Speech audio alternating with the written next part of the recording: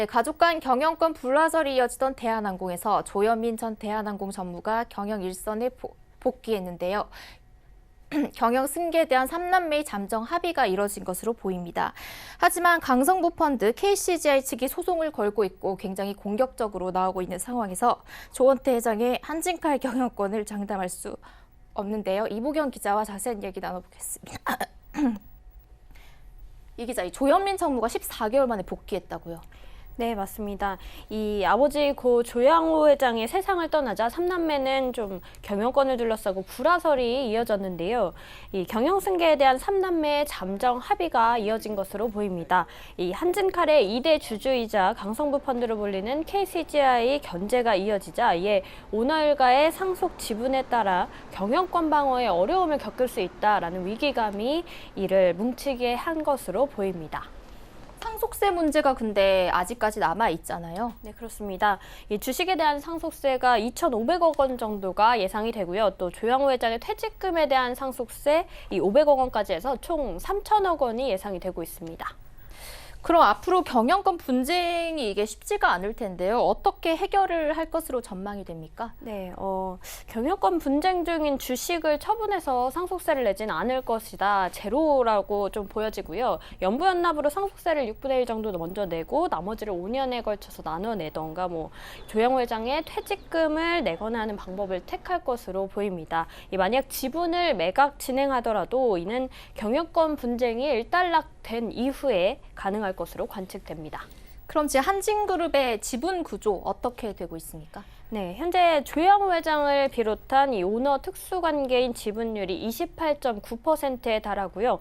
KCGI가 지난해 11월 2대 주주로 올라선 이후에 점점 지분율을 높여서 지금은 이 15.98%까지 꾸준히 늘렸습니다. 네, 계속해서 유안타증권의 최남권 연구원님 연결해서 여쭤보도록 하겠습니다. 네, 연구원님, 이 5호 지분을 고려를 할 때 앞으로 KCGI가 경영권 획득도 가능한 상황입니까? 예, 일단 제일 중요한 거는 내년도에 주총에서 이제 조원태 회장이 성공적으로 유임을 할 수 있느냐가 가장 중요한 팩터일 것 같은데요. 네, 한진칼은 그 사내외 의사를 선임하는 데 있어서 이게 주총에서 일반 결의 사항이기 때문에 이제 과반이죠. 네, 일반적으로 좀 이슈가 되는 주주총회의 경우에 주총회 일반 주주의 참석률이 한 80% 정도 되는 상황입니다. 그래서 대략 40% 정도의 우호 지분을 확보를 하면 주총에서 무난히 승기를 잡을 수 있다라고 보고 있는데요. 네, 기본적으로 오너 일가가 29% 가까이 지분을 갖고 있기 때문에 추가로 10% 정도의 우호 지분만 확보를 하면 충분히 주총에서 KCGI를 따돌리고 경영권 방어에 성공을 할 것으로 보고 있는데, 네, 그럼 KCGI가 앞으로 어떻게 행동에 나설 것으로 예상을 하십니까? 지금 현재 차익이 꽤 커요. 1250억 정도 차익을 추정을 하고 있는데, 일반적으로 PF가 특히 이제 행동주의 펀드가 경영권 분쟁을 일으킬 때는 사실상 엑시 플랜이 가장 중요하기 때문에요. 15% 이상을 확보하지는 않아요. 근데 이번 경우 같은 경우에는 15.8%까지 지분을 확보를 했기 때문에 그냥 쉽게 물러서지 않는다라는 점을 보여준 것 같고요. 우리는 일반적인 행동주의 펀드랑 좀 다르게 진짜로 경영권을 확보하겠다. 그리고 오너 일가는 문제가 있다. 기업 가치를 망가뜨리고 있다라는 그 생각하에 우리가 이제 경영권을 가져오겠다라는 지금 판단을 내린 거라고 이제 전망을 하는 거죠. 근데 문제는 이 16%가 안 되는 지분은 경영권을 확보할 수 있는 수준의 지분율은 아니라는 거죠. 그래서 여기에서 더 지분을 확보하던가 아니면은 엑싯을 하던가 그 둘 중에 하나의 판단을 해야 되는데 지금까지 행보로 봤을 때는 엑싯을 고려하지는 않는 것 같고 추가로 지분을 확보할 가능성이 높다라고 보고 있고요. 그래서 기본적으로 29% 가까이 갖고 있는 오너 일가랑 경영권 분쟁에서 어느 정도 좀 승부를 볼 수 있는 최소한의 지분율은 저희는 20% 이상이라고 보고 있고요.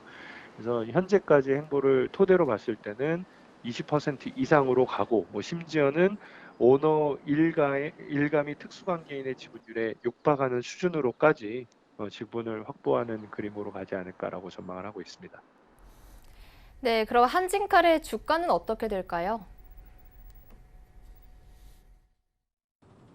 예, 주가 관련해서는 일단 주가 자체가 상당히 높아요. 밸류에이션 기준으로 보면은 다른 지주사랑 애플 투 애플을 비교했을 때 거의 한 50% 이상 프리미엄을 받는 수준으로 거래가 되고 있기 때문에 사실상 여기에서 더 추가 차익을 노리고 이 한진칼 주식을 사는 거는 다소 위험하지 않나라고 판단을 하고 있고요.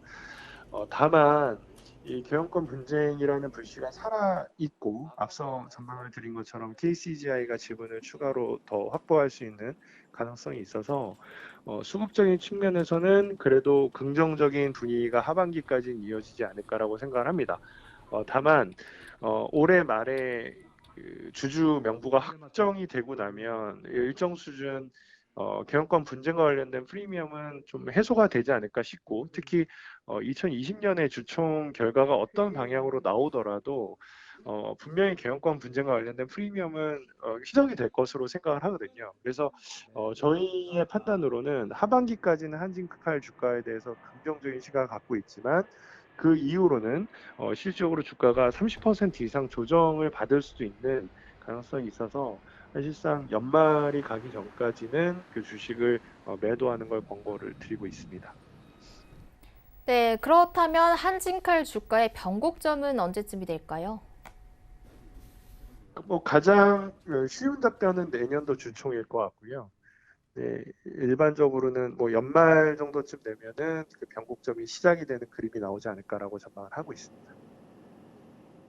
네, 한진그룹의 경영과 향방에 대해 이보경 기자와 최남군 연구원 모시고 말씀 나눠봤습니다. 감사합니다.